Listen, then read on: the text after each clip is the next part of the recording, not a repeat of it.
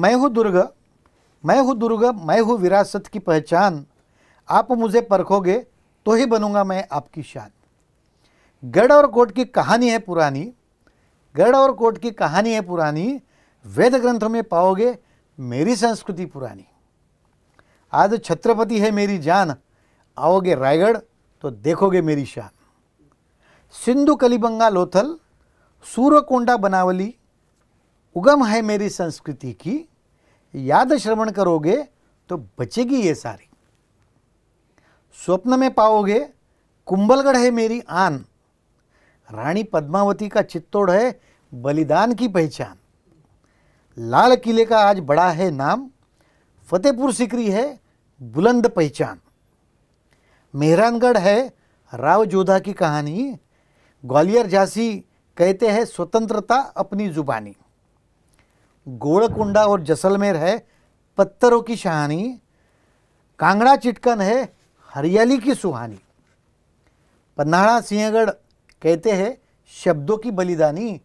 श्रीरंग जिंजी आमेर है लोगों की जुबानी। शूर आम्ही सरदार, आम्हाला काय कुणाची भीती। देव देशन धर्मा पायी, प्राण घेतल हाती। नमस्कार, मी Mayuresh Gokhale. RMW present just talk या सिरीज अंतर्गत वसा संस्कृतीचा याच्या पहिल्या एपिसोडमध्ये आपले स्वागत करतो। संस्कृती म्हणजे नेमकं काय, तर आपल्या अवतीभोवतीचं जे वातावरण, आपल्या चालीरीती, आपली बोलण्याची पद्धत, आपली नमस्कार करण्याची पद्धत, आपण ज्या महाराष्ट्रात राहतो त्याची एक वेगळी संस्कृती, अशा वेगवेगळ्या आपल्या अवतीभोवती असणाऱ्या गोष्टी, आपल्या चालीरीती ही संस्कृती। आणि आपण याच अंतर्गत वसा संस्कृतीचा म्हणून एक नवीन एपिसोड आज सुरू करतोय। मी जे आता गाणं म्हटलं ते गाणं म्हणजे आपल्या महाराष्ट्रात जन्मलेल्या प्रत्येकाच्या रक्तात भिनलेलं गाणं आहे। महाराज होते म्हणून आज आपण इतक्या सुखाने जगतोय। महाराजांचे मावळे लढले, त्यांनी संघर्ष केला म्हणून आज आपण इथे सुरक्षित बसलोय। पण हे महाराजांचे काही मावळे अजूनही आपल्यामध्ये आहेत, आपल्या महाराष्ट्राच्या मातीची सेवा करतायत। आणि त्यातलाच एक मावळा, त्यामधीलच एक शूर सरदार आज आपल्यासोबत इथे या स्टुडिओमध्ये उपस्थित आहेत। आज आपल्यासोबत इथे आहेत श्री अतुलजी गुरु। अतुलजी नमस्कार, नमस्कार, स्वागत आहे आपल्या RMWच्या स्टुडिओमध्ये। अतुलजी गुरु, अतुलजी गुरु हे इंडियन रेल्वेमध्ये कार्यरत आहेत। खूप वेगवेगळ्या ठिकाणी वेगवेगळ्या विषयांसाठी त्यांना पुरस्कार मिळालेले आहेत। पण त्यांचा कोअर इंटरेस्ट, त्यांचा मूळ गाभा म्हणजे शिवकालीन इतिहास आणि किल्ले। अतुलजी गुरु यांनी किल्ल्यांच्या संवर्धनासाठी आणि त्यांना जपण्यासाठी जवळपास 100च्या वरती फोर्ट मेकिंग स्पर्धा आपल्या विदर्भात घेतलेल्या आहेत। आणि किल्ले बनवा, इतिहास जागवा अशा प्रकारच्या स्पर्धा किंवा आपल्या विदर्भामध्ये, आपल्या अख्ख्या महाराष्ट्रामध्ये बऱ्याच ठिकाणी जाऊन त्यांनी या विषयावर सेमिनार सुद्धा घेतलेले आहेत। तर असे अतुलजी गुरु आज इथे आपल्याला लाभले आहेत।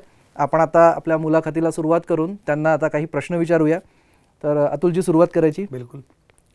माझा पहिला प्रश्न असा की शिवाजी महाराज हा विषय जरी निघाला तरी रक्त सळसळायला लागतं। बिलकुल।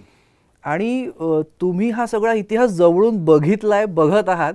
नेमकं काय प्रसंग तुमच्यासोबत घडला आणि तुम्हाला ह्या किल्ले संवर्धन या विषयावर काही करावं असं वाटलं? शिवबा कशास्तव जगले चला स्मरूया, शिवबा कशास्तव जगले स्मरूया, चला शिवस्वरूप दुर्गावर जाऊया। तुम्ही आत्ताच महाराष्ट्राच्या संस्कृतीची खूप चांगली व्याख्या सांगितली। आणि शिवाजी महाराजांचं नाव घेतल्यानंतर जे रोम का उभे राहतात, आज अनेकांना मी सांगायचा प्रयत्न करतो की जो खेळला जीवाशी त्याचं नाव छत्रपती शिवाजी, असे ते महाराज। अशा महाराजांची जेव्हा आपण किल्ल्यांकडे वळतो तेव्हा रोम काय स्फुरण एवढे येतात की आपण त्याचं वर्णन करू शकत नाही। आणि नेमकी राहिली गोष्ट किल्ल्यांची, तर भौगोलिकदृष्ट्या, ऐतिहासिकदृष्ट्या किल्ला हा सब्जेक्ट फार जुन्या पुरातन काळापासून आलेला आहे। वैदिक काळांमध्ये तुम्हाला उल्लेख मिळतो, पौराणिक कथेंमध्ये तुम्हाला किल्ल्यांचा उल्लेख मिळतो, ऐतिहासिकदृष्ट्या तुम्हाला किल्ल्यांचा उल्लेख मिळतो। आणि ज्या संस्कृतीचा तुम्ही म्हटलेला की संस्कृती, तर अनेक हडप्पा, बनावली, या नंतर तुमची मोहिंजोदाडो या ज्या संस्कृती होऊन गेलेल्या आहेत या संस्कृतीमधून सुद्धा किल्ल्यांच्या उगमाची आपल्याला व्याख्या मिळते. अनेक पुस्तकांमध्ये सुद्धा किल्ल्यांचा होते. आजच्या पिढीला किल्ले का पाहावे आपण या विषयाकडे नंतर येऊया. पण संवर्धन करताना या सगळ्या गोष्टीचा जतन करणे अत्यंत आवश्यक आहे. कारण त्याच्यामध्ये आज आपण शिकणारे अनेक विषय दडलेले आहेत. अनेक विषय त्याचे उलगडे आपण हळूहळू समोर करूया त्या ठिकाणी. पण किल्ला म्हटलं की आपण जेव्हा छत्रपती शिवाजी महाराजांच्या विषयाकडे येतो, सह्याद्रीच्या बिलाच्यावर भारतातल्या रेंजेस जे असतात, मेजर रेंजेस 8 आहेत. जशा हिमालय, सातपुडा, तशीच एक वेस्टर्न घाट्स, काराकोरम, तसाच सह्याद्री ही एक रेंज आहे. आणि उंच पहाड म्हटलेत की सगळ्यात पहिले आठवतं तर महाराजांचं. बरोबर आहे. आणि त्या सह्याद्रीच्या बेदाग उंचीमुळे या किल्ल्यांना संपूर्ण भारतातच नव्हे तर जगामध्ये एक ऐतिहासिक आणि वारसा लाभलेला आहे. आणि त्या ऐतिहासिक वारसासोबत तुम्हाला रिसर्च करण्याची त्यांनी संधी उपलब्ध करून दिली आहे की या किल्ल्यांवरती तुम्हाला. त्याच विषयाला मी घेऊन हळूहळू त्या विषयाकडे वळलो आणि त्या विषयामधून समोर जात गेलो.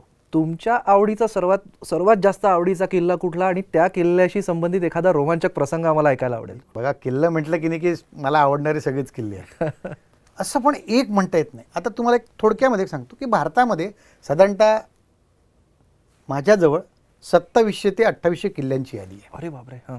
आणि आजच्या भूमिकेमध्ये आज जर बघितलं साधारणतः 4000 किल्ले आहेत. त्यातल्या त्यात शिवाजी महाराजांचा जर अभ्यास केला तर रायगड हा माझा सगळ्यात आवडता किल्ला आहे. त्याचं कारण असं आहे की त्या रायगडावरती अनेक प्रयोग महाराजांनी केलेले आहेत. आणि ज्या दूरदृष्टीने शिवाजी महाराजांनी आपल्या रयतेला, आपल्या महाराष्ट्राला, भारताला जे काही एक राज्य दिलं, स्वराज्य दिलं, त्या स्वराज्याच्या मागे त्या रायगडाची भूमिका कशी होती ती त्या किल्ल्याचा अभ्यास केल्यानंतर आपल्याला संपूर्णतः बघायला मिळते. तर या रायगडाचा महाराजांचा एक दूरदृष्टीचा विचार म्हणजे या किल्ल्यावर गेल्यानंतर आपल्याला मिळतात बोरूची झाडं आणि बिब्यांचं झाडं. आम्ही त्याच्यात 2 गोष्टी करत होतात. एक म्हणजे दप्तरखाना तिथे होता, तर लिहाव्यास बोरू लागतं, तर मुलांना सांगणं होतं की बोरू त्यावेळेस लिहत होते, हा एक सब्जेक्ट होतो. मग त्यावेळी त्यांनी फॅक्टरी काय केली, आपल्याच किल्ल्यावर असायला पाहिजे. अच्छा. आणि दुसरं म्हणजे बिबे, तर मशाली जाळायची, त्यात लाईट नव्हती त्यावेळेस. मग मशाली, त्या बिब्यांचं तेल आहे त्याची विस्कॉसिटी जास्त राहते. आपण प्रत्येक तेलाची जी विस्कॉसिटी असते त्याच्याप्रमाणे ते जळतं. तर हे बिब्यांची तेल, हे 2 उदाहरणं मी आमच्या मुलांना नेहमी सांगतो की का म्हणून छत्रपती शिवाजी महाराजांना वाचावं. तर असा रायगड आणि अनेक गोष्टी आहेत रायगडावरती. मी तुम्हाला या 2 गोष्टी मला आजच्या पिढीला प्रखरतेने सांगाव्याशा वाटतात की ही दूरदृष्टी महाराजांची होती. अजून एक माझा पुढचा प्रश्न असा होता की किल्ले संवर्धन या विषयावर तुमचं बरंच काम आहे. शिवाजी महाराज सगळ्यांच्या मनात असतात, किल्ले सगळ्यांच्या मनात, आपला इतिहास आपण अगदी मनात सगळा म्हणजे जपून ठेवतो, पण तो फक्त मनातच आहे आणि त्याचं जतन त्या प्रमाणात होतच नाही आहे, असं काही आहे म्हणून या चळवळीची गरज पडली की काय? बघा, एक जर बघितलं तर चळवळ उभी करण्यामागे सगळ्यात महत्त्वाचा मुद्दा तुम्हाला खरं सांगतो की किल्ल्यांकडे कोणाचंही लक्ष नाही. सामाजिक संस्था, ज्या संवर्धन करणाऱ्या अनेक संस्था आहेत, त्यांच्यामुळे या किल्ल्यांचं जतन होत आहे, एक गोष्ट. नंबर दुसरी गोष्ट, आज मला हा प्रश्न पडला अनेकदा, एवढे पुस्तकं, काही काळामध्ये पुस्तकं नव्हती, आज अनेक पुस्तकं उपलब्ध आहेत. माझ्या स्वतःकडे साधारणतः 3-1000 पुस्तकं आहेत. माझा स्वतःचा वैयक्तिक हा विचार असा आहे की जर या पुस्तक लिहिणाऱ्यांनी त्या किल्ल्यावरती काही जर 2 रुपयाची रॉयल्टी मनी दिली असती कदाचित, तर त्या किल्ल्याचं संवर्धन व्हायला खूप चांगला हातभार मिळाला असता. आपण शासनाकडे प्रत्येक गोष्टीने बघू शकत नाही की शासनच करेल म्हणून. हा एक भाग. दुसरा भाग कसा होतो की याचं संवर्धन करताना स्थानिक लोक किंवा स्थानिक जे तिथले लोक आहेत ज्याच्यावर काम करणारे, त्यांना कधीच शासन विश्वासात घेत नाही. हा सगळ्यात मोठा दुसरा भाग की त्यांना जर विश्वासात घेतलं तर कदाचित त्या किल्ल्याचं संवर्धन अजून चांगल्या रीती होईल. आपण बाहेरच्या पाश्चात्य देशाची कॉपी करायचा प्रयत्न करतो, युरोपमधलं करतो, जपानमध्ये करतो. छान. त्यांनी काय केलेलं आहे, त्यांच्या किल्ल्यांचे संवर्धन करताना त्यांनी जे रोल मॉडेल्स करून त्यांनी त्यांच्या म्युझियम्समध्ये ठेवलेले आहेत की कसं होतं. आजच्या युगामध्ये तुम्हाला एक मला असं सांगावंसं वाटतं की आमच्या इथे हे सहजता उपलब्ध होऊ शकतं. कारण एक नवीन तंत्रज्ञान इथे आलेलं आहे, 3D प्रिंटर्सचं. त्या 3D, मी आत्ताच जस्ट 2 दिवसापूर्वी बोललो की 3D प्रिंटर्समध्ये त्या ज्या गोष्टी आहेत ज्या आम्ही संवर्धन करू शकत नाही, त्या सगळ्या गोष्टींना तुम्ही त्या 3D प्रिंटर्समध्ये काढून तुम्ही संवर्धन करू शकता. आणि सगळ्यात महत्त्वाचा मुद्दा म्हणजे की जर शासकीय लेवलवरती जर गोष्ट केली तर अनेक स्पर्धा शासकीय लेवल आपल्या माध्यमातून घेतं. चित्रकला स्पर्धा घेते, गाण्याची स्पर्धा घेते, नाचाची स्पर्धा घेते. मला असं म्हणायचं आहे की तुम्ही किल्ले बनवा, ही इतिहास जागवा, हा ज्या थीमवरती मी काम करतो आहे, तर किल्ले बनवा ही स्पर्धा तुम्ही आमच्या शाळेतल्या मुलांना का नाही घेत? बरोबर. जर खरंच मनामध्ये शिवाजी महाराज असेल तर मला बेंबीच्या देठापासून ओरडातून हे सांगता लागणार नाही की शिवाजी महाराज की जय किंवा छत्रपती शिवाजी महाराज की जय, हे म्हणायची आवश्यकताच नाही पडेल. तो तिथे किल्ला बनवेल आणि त्या किल्ल्यामध्ये बनल्यानंतर त्याच्या तोंडून सहजच निघेल की छत्रपती शिवाजी महाराज की जय. ही थीम आहे. शासनाने याच्याकडे लक्ष द्यावं, कारण याकडे लक्ष कधीच कोणी दिलं गेलं नाही त्या ठिकाणी. अतुलजी, आपण एकीकडे इतक्या तळमळीने काम करताय आणि दुर्दैव आहे हे, म्हणजे मला कसं, आता हा विषय असा आहे की किल्ल्यांमध्ये काही तरुण मंडळी अश्लील चाळे करताना दिसतात, कधी ते दारू पिताना दिसतात. कुठे तो जाज्वल्य इतिहास आणि कुठे हे चित्र. दुर्दैवी आहे. पण या विषयावर आपलं काय मत आहे किंवा काही उपाययोजना याच्यावर? निश्चित रूपानेच उपाययोजना आहेत. मी तुम्हाला 2 सब्जेक्ट सांगितले. एक, शालेय जी चळवळ आपली रुजू केलेली आहेत आपण, की शालेय मुलांना जर या किल्ल्यांचं ट्रेनिंग दिलं गेलं किंवा त्यांना किल्ले बनवण्यासाठी आपण प्रवृत्त केलं, तर एक जी शाळेमध्ये आपल्याला डिसिप्लिन लागते, त्या डिसिप्लिननी ते जेव्हा केव्हा समोर जातील तर ते याला विरोध करतील. दुसरी गोष्ट, काही राईट्स ज्या ठिकाणी संवर्धन करणाऱ्या त्या संस्था आहेत त्यांच्याकडे जर काही राईट्स दिल्या गेलेत, नो डाऊट आजच्या घटकेला जर महाराष्ट्राचा इतिहास बघितला तर अनेक ठिकाणी आर्किओलॉजी पण हे काम करत आहे आणि सामाजिक संस्था पण काम करतात आहे की ज्या या ठिकाणी अनेकदा विरोध होतो आहे याला. आणि याच्यामधून बरेच ट्रेकर्स म्हणा किंवा बरेच इतिहासप्रेमी सगळेजण याला विरोध करतात आहे आणि पुष्कळशा प्रमाणामध्ये थांबवल्या गेलेल्या आहेत.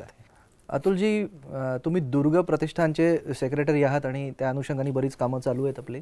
तर सध्या आपलं कामाचं काय स्वरूप आहे आणि भविष्यात सुद्धा त्याची अजून पुढे काय वाटचाल होणार आहे? दुर्ग प्रतिष्ठान ही एक संस्था म्हणजे कसं आहे, काम करता करता किल्ले संवर्धन, किल्ले बनवा याच्यामध्ये काम करता करता आम्ही सगळे एकत्र आलो आणि काम केलं. 3 मुद्द्यांवरती दुर्ग प्रतिष्ठानची 3 एम एन ऑब्जेक्ट आहेत. पहिला म्हणजे माझे आईवडील, ज्यांच्यामुळे इथे आहे मी किंवा तुम्ही सगळेजण, त्यांनी हे गडकिल्ले बघितले नाहीत त्यावेळी, तर त्यांना ह्या छोटे मॉडेल्स बनवून त्यांना त्या गडकिल्ल्याचं आणि आपल्या इतिहास आणि संस्कृतीचं संवर्धन आणि जतन दाखवणे. दुसरी गोष्ट, आमचे जे मुलं आहेत लहान, ते आपल्या वयामुळे तिथे जाऊ शकत नाही, तर त्यांना या किल्ले दाखवून रिप्लिकाचे छोटे छोटे किल्ले बनवून त्यांना मार्गदर्शन करणे, जेणेकरून याच्यातला एखादा कोणी आल्यानंतर, एखादा शिवाजी महाराज झाल्यानंतर तो कुठेतरी या किल्ल्यांकडे बघेल, ही एक आशेचा किरण. आणि तिसरा घटक म्हणजे आमच्या समाजामध्ये एक मागासलेला घटक असतो जो आर्थिकदृष्ट्या खूप मागे असतो. हा कसा जाणार? मग यांनी कुठे बघावं? मग यांनी आमचे किल्ले या, आम्ही तुम्हाला किल्ले दाखवतो, आमच्यासोबत तुम्ही किल्ले बघा, आमच्या किल्ल्याची तयारी बघा, आम्ही तुम्हाला. तर या तिसऱ्या किल्ल्यांवरती आम्ही, तिसऱ्या गोष्टीवरती आम्ही दुर्ग प्रतिष्ठान या ठिकाणी काम करतो. भारत सरकारने किंवा महाराष्ट्र शासनाने अनेक ठिकाणी शिवसृष्टींना रूप दिलेलं आहे. कदाचित दुर्ग प्रतिष्ठान हे जे काम करतं आहे, या कामाला जर खरंच सरकारने ओ दिला आणि समाजाचं ऋण राहिले, तर जसं भविष्यामध्ये भारतामध्येच नव्हे, कुठे नागपुरात म्हणा किंवा भारतामध्ये दुर्ग प्रतिष्ठानची एक किल्लेसृष्टी असावी. म्हणजे त्यात मगाशी बोलल्याप्रमाणे लेह लद्दाख ते कन्याकुमारीपर्यंत प्रत्येक किल्ल्याचं रोड मॉडेल त्या ठिकाणी असावं, तिथे त्याचे इन्फॉर्मेशन्स असाव्या, त्याचे राज्यकर्ते. तर अशी एखादी जर किल्लेसृष्टी आपल्या नागपुरामध्ये जर घडली कुठे, तर मला असं वाटतं की एक वेगळं, आपण त्या सगळ्या गोष्टींवरती चर्चा करतो आहे, या सगळ्या चर्चेचा सार त्याच्यातून निघेल, कारण शिवसृष्ट्यात अनेक झालेल्या आहेत. नाही, नक्कीच, खरंच म्हणजे हे तुमचं नक्कीच पूर्ण होईल, हे तुमचं स्वप्न. आणि तुम्ही कामही खूप महान करतायत, त्याचं खूप पुढे त्याचे दुर्गामी परिणाम असे होणार आहे. अतुलजी, तुम्ही आमच्या स्टुडिओत आले, आम्हाला इतका अमूल्य वेळ तुम्ही दिला आणि खूप महत्त्वाचं मार्गदर्शन केलं, त्यासाठी RMWच्या पूर्ण टीमकडून आणि आमच्या दर्शकांकडून तुम्हाला खूप खूप धन्यवाद. धन्यवाद. पण एक जाता जाता तुम्हाला एक बोलून जातो.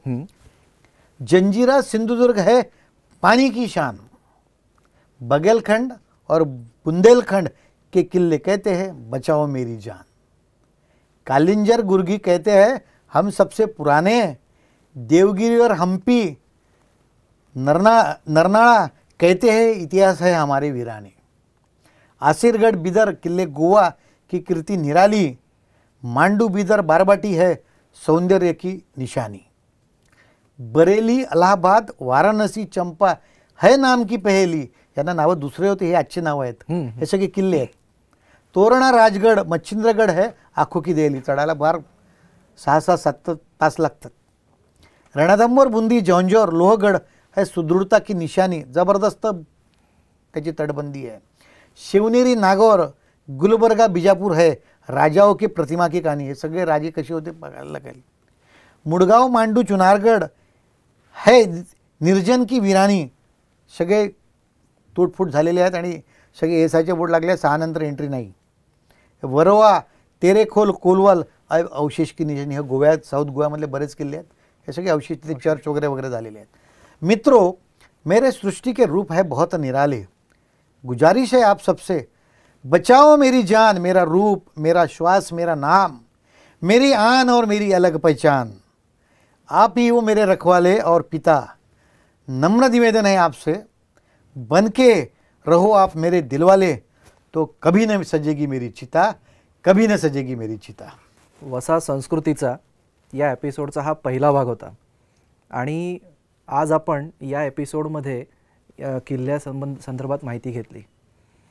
शिवाजी महाराजांचा आदर्श पुढे ठेवून हा इतिहासाचा वारसा जतन करायचा प्रण आपण आज इथे करूया आणि परत अशाच एका भन्नाट व्यक्तिमत्वासोबत RMWच्या स्टुडिओत भेटू.